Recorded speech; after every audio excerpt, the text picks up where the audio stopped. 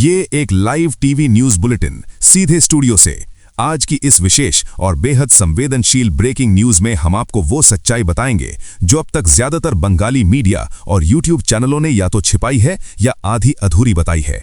क्योंकि अब तक आपसे कहा गया कि अमेरिका अपने नागरिकों को ईरान छोड़ने का आदेश दे रहा है, लेकिन असली सवाल यह है कि ईरान में आम अमेरिकी नागरिक हैं ही कितने। वास्तविकता यह है कि ईरान और अमेरिका के बीच 40 वर्षों से संबंध जमे हुए हैं। कोई सामान्य अमेरिकी पर्यटक वहां जाता नहीं। दोहरी नागरिकता का ईरान में कोई मूल्य नहीं। यदि कोई ईरानी मूल का व्यक्ति अमेरिकी पासपोर्ट लेकर भी ईरान जाए तो तेहरान उसे अमेरिकी नहीं बल्कि ईरानी नागरिक मानता है और शुद्ध अमेरिकी नागरिकों की संख्या वहां लगभग 0 है।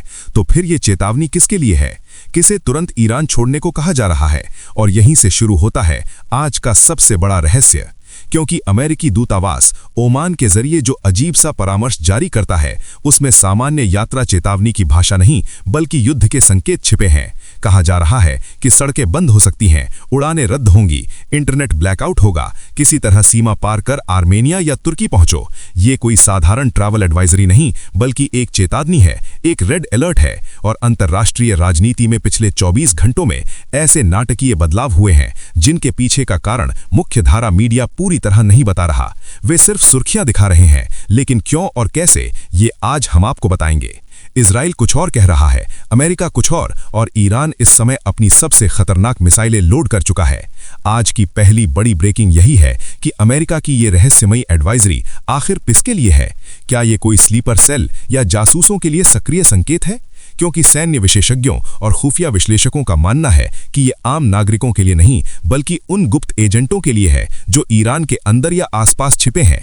क्योंकि यदि ईरान में इंटरनेट ब्लैकआउट होता है तो वे संपर्क नहीं कर पाएंगे, और यदि अमेरिका या इजराइल कोई बड़ा ऑपरेशन चलाते हैं तो ईरान की काउंटर इंटेलिजेंस सबसे पहले इन्हीं मुखबिरों और एजेंटों की तलाश करेगी। और इतिहास गवाह है कि ईरान ऐसे मामलों में कोई दया नहीं दिखाता, क्रेन पर लटकाकर फांसी तक दे देता है।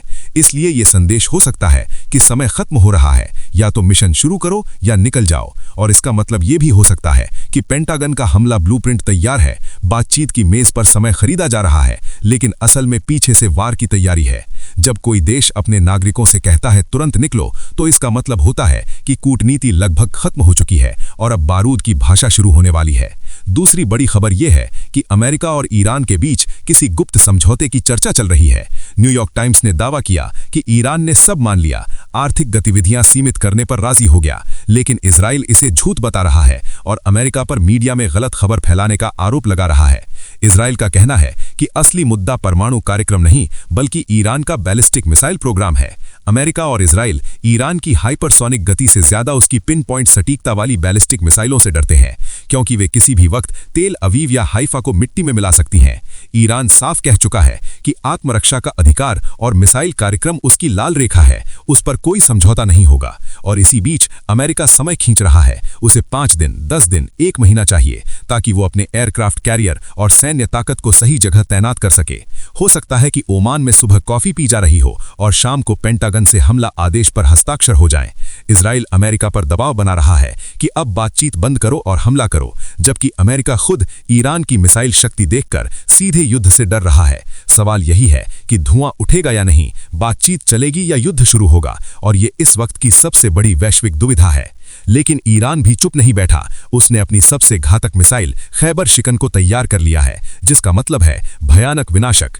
ये लगभग हाइपरसोनिक गति से चलती है। इसकी मैन्यूवरिंग क्षमता असाधारण है। ईरान से उड़ान भरने के सिर्फ 10 मिनट के भीतर ये इजराइल के किसी भी शहर तक पहुंच सकती है, और आयरन डोम या एरो सिस्टम शायद समझ भी ना पाए कि क्या आ रहा है। ईरान की रणनीति 3 हिस्सों में है। पहला, साइबर अटैक, अमेरिका की बिजली या पानी सप्लाई सिस्टम पर हमला कर युद्ध को अमेरिकी धरती तक ले जाना। दूसरा, हॉर्मुज़ जल डमरू मध्य, जो दुनिया के तेल की लाइफलाइन है। यदि ईरान इसे बंद करता है या वहां किसी अमेरिकी जहाज पर हमला करता है तो पूरी दुनिया ठहर जाएगी, और अमेरिका को डर यही है कि एक मिसाइल अगर चूक गई तो पूरा भूमध्य सागर उबल सकता है। अब आप कह सकते हैं कि ये उनकी लड़ाई है, हमें क्या? लेकिन पिछले 24 घंटे में बाजार देखिए। बिटकॉइन गिर रहा है, क्रिप्टो लाल है, सोने की कीमत बढ़ रही है, क्योंकि निवेशक डर रहे हैं। युद्ध का खतरा बढ़ता है तो लोग डॉलर और बिटकॉइन छोड़कर सोने की ओर भागते हैं, क्योंकि सोना सुरक्षित ठिकाना है। यदि हॉर्मुज़ बंद हुआ तो तेल की कीमतें आसमान छुएंगी, और तेल महंगा होगा तो बांग्लादेश, भारत जैसे देशों में चावल, दाल, आलू, केला, गाड़ियां, सब कुछ महंगा हो जाएगा। दुनिया की अर्थव्यवस्था पहले ही मंदी की ओर बढ़ रही है। अगर ये युद्ध शुरू हुआ तो ये आर्थिक व्यवस्था का आखिरी अध्याय हो सकता है। मध्य पूर्व के देश जैसे सऊदी अरब, यूएई, कतर डर में है, क्योंकि उनकी अर्थव्यवस्था पर्यटन और निवेश पर टिकी है। दुबई या रियाद में एक भी मिसाइल गिरी तो निवेशक भाग जाएंगे। इसलिए वे अमेरिका से कह रहे हैं कि यहां युद्ध नहीं चाहिए।